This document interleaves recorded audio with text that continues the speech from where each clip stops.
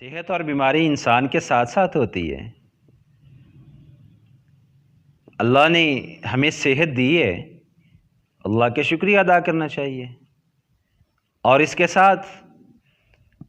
اگر کسی بیمار آدمی کے بارے میں معلوم ہو، اپنے پڑوسی کے بارے میں، اپنے کسی رشتہ دار کے بارے میں، یا پھر مسجد کے نمازی کے بارے میں معلوم پڑے کہ وہ بیمار ہے تو اس کی عیادت بھی کرنی چاہیے۔ لیکن آج المیہ یہ ہے کہ اس عیادت کے معاملے میں ہم دین سے دور چلے گئے۔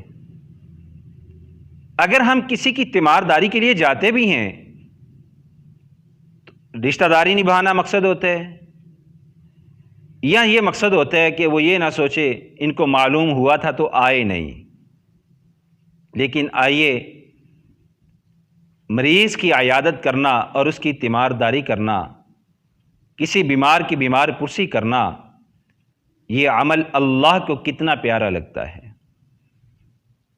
مسند احمد کی روایت ہے، مجمع الزوائد کے اندر بھی یہ روایت موجود ہے۔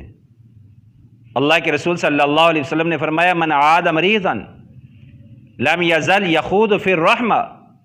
حتی یرجع فاذا جلس اغتمس فیہا۔ آپ نے فرمایا، جو کہ آدمی کسی مریض کی عیادت کرتا ہے، اس کی بیمار پرسی کرتا ہے، اللہ کے رسول صلی اللہ علیہ وسلم نے فرمایا وہ بیمار پرسی کرنے والا اللہ کی رحمت میں داخل ہو جاتا ہے، اور جب تک وہ اس مریض کے پاس سے واپس نہیں لوٹتا وہ اللہ کی رحمت میں رہتا ہے، بلکہ فَإِذَا جَلَسَ اغْتَمَسَ فِيهَا، آپ نے فرمایا جب وہ اس مریض کے پاس بیٹھا ہوتا ہے، اسے تسلی تشفی دے رہا ہوتا ہے، اس مریض کی صحت کے لیے دعائیں کر رہا ہوتا ہے، اللہ کے رسول صلی اللہ علیہ وسلم نے فرمایا وہ اللہ کی رحمت کے اندر غوطے لگا رہا ہوتا ہے۔ اور